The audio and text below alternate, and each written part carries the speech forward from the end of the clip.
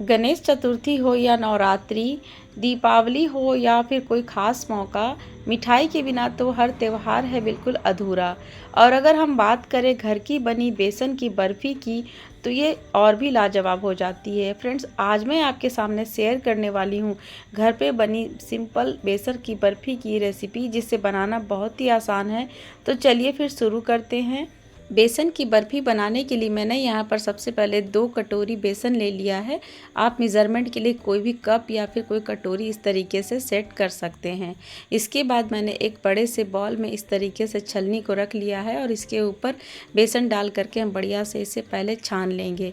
यहाँ पर आपको ये स्टेप करना एकदम मस्ट है, तभी आपकी बर्फ़ी बढ़िया बन करके तैयार होती है। तो देख सकते हैं मैंने यहाँ पर बेसन को बढ़िया से छान लिया है और इसके बाद हम इसे अच्छे से इस तरीके से मिक्स कर लेंगे।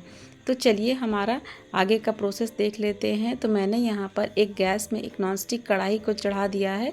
अगर आप नॉनस्टिक बर्तन का यूज़ ना कर रहे हो तो आप यहाँ पर लोहे की कढ़ाई का भी इस्तेमाल कर सकते हैं।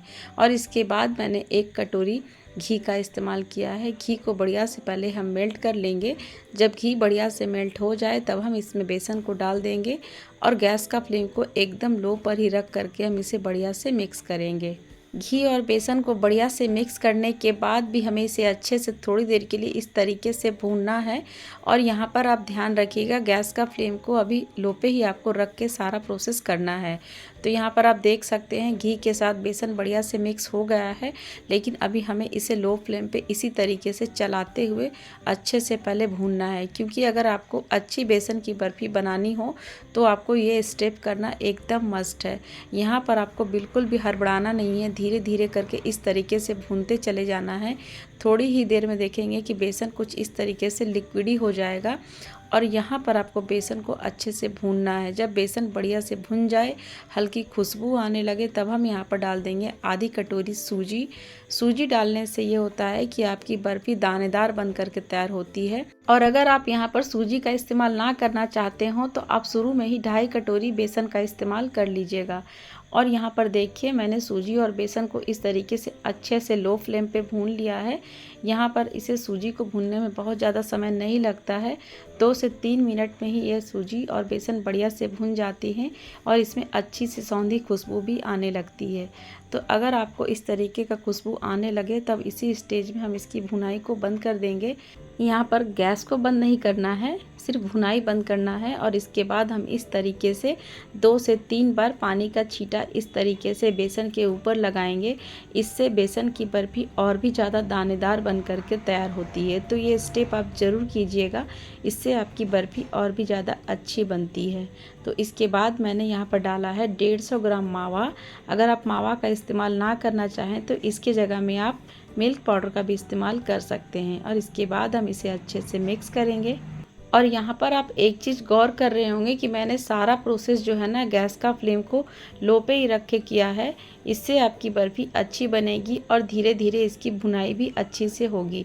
यहाँ पर आप भूल के भी गैस का फ्लेम को हाई पर या फिर मीडियम पे ना रखें, लो फ्लेम पे ही आप इस तरीके से इसकी मिठाई को बनाएं। तो देख सकते हैं यहाँ पर कढ़ाई से सारा मिश्रण इस तरीके से निकलता चला गया है और काफ़ी अच्छे से ये ड्राई भी हो गया है। यहाँ पर हम गैस को बंद कर देंगे और इसे थोड़ा सा ठंडा होने के लिए छोड़ देंगे। जब तक वो ठंडा हो रहा है तब तक हम एक पैन में 1.5 कटोरी चीनी ऐड करेंगे। साथ में हम यहाँ पर डालेंगे 1 कटोरी पानी और इसे अच्छे से हम इस तरीके से मेल्ट कर लेंगे। चीनी जब हल्के से मेल्ट हो जाए तब हम यहाँ पर ऐड कर देंगे 1 छोटी चम्मच इलायची पाउडर। साथ में हम यहाँ पर डालेंगे फूड कलर, जो कि बिल्कुल भी ऑप्शनल है। अगर आपको इच्छा हो तो डालिए, नहीं तो आप इसे स्किप कर सकते हैं। मैंने यहाँ पर केसर फूड कलर का इस्तेमाल किया है, जिससे बर्फ़ी का कलर बहुत ही अच्छा निकल कर के आता है। तो देख सकते हैं यहाँ पर हमारी चाशनी बन गई है। तो यहाँ पर हमें बिल्कुल एक तार की चाशनी बनानी है, मतलब थोड़ी सी तार बने और बिल्कुल टूट जाए। तो इस तरीके का चाशनी हमें चाहिए बर्फ़ी के लिए। तो चलिए हमारी चाशनी बन गई है। अब हम यहाँ पर कढ़ाई लेंगे और कढ़ाई में बिल्कुल गरम गरम चाशनी इस तरीके से ऐड कर देंगे। और इसके बाद यहाँ पर आपको गैस को ऑन नहीं करना है, ऑफ़ करके ही आपको इसे बस इस तरीके से मिक्स करते चले जाना है। जैसे जैसे आप इस तरीके से मिक्स करेंगे और चाशनी ठंडी होती चली जाएगी ना, तो इस तरीके से ये आपस में एक दूसरे के साथ ये मिक्स होता चला जाएगा और धीरे धीरे कढ़ाई भी छोड़ता चला जाएगा। तो यहाँ पर आप देख सकते हैं सारी चीज़ें बढ़िया से मिक्स हो गई हैं और इसकी कंसिस्टेंसी भी बेसन के लिए बिल्कुल परफेक्ट हो गई है और कढ़ाई से भी बिल्कुल ये तले पर से छोड़ दिया है। तो चलिए अब हम इसे सेट करते हैं। तो मैंने यहाँ पर एक ट्रे में थोड़ा सा घी लगा करके पहले से सेट करके रख लिया था और ये सारा मिश्रण हम उसमें डाल देंगे और इसके बाद हम इसे बढ़िया से सेट कर लेंगे।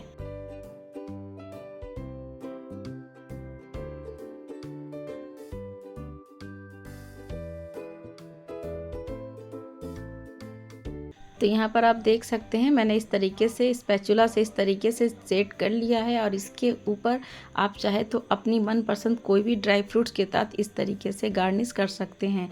मैंने यहाँ पर आलमंड्स और पिस्ता के साथ इस तरह से गार्निश किया है। आप चाहे तो यहाँ पर सिल्वर फॉइल भी लगा सकते हैं। तो चलिए अब हम इसे थोड़ी देर के लिए छोड़ देंगे। कम से कम मैंने इसे 1 घंटे तक इस तरीके से रख दिया था और अभी बिल्कुल पूरी तरह से बर्फ़ी ड्राई नहीं हुई है। अब हम इसी स्टेज में इसमें यहाँ कट लगा लेंगे ताकि जब ये पूरी तरह से ड्राई हो तो इसके पीसेस बढ़िया से निकले।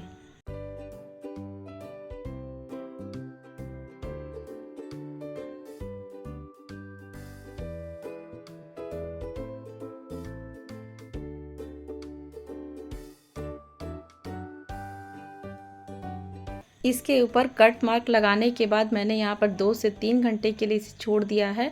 आप चाहे तो इसे फ्रीज़ में भी रख सकते हैं।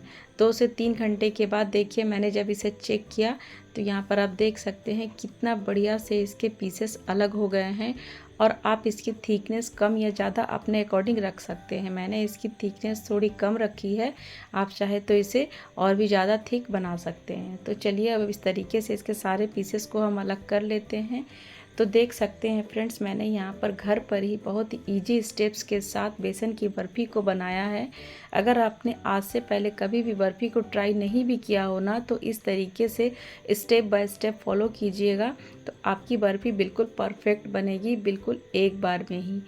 इस गणेश चतुर्थी पे आपने कौन सी मिठाई बनाई है मुझे कमेंट करके ज़रूर बताइएगा।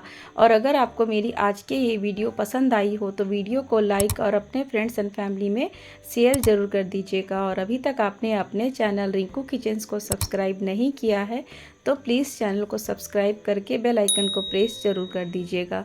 मैं रिंकू मिलती हूँ एक ऐसी ही आसान सी रेसिपी के साथ। तब तक के लिए thanks for watching, take care, bye bye.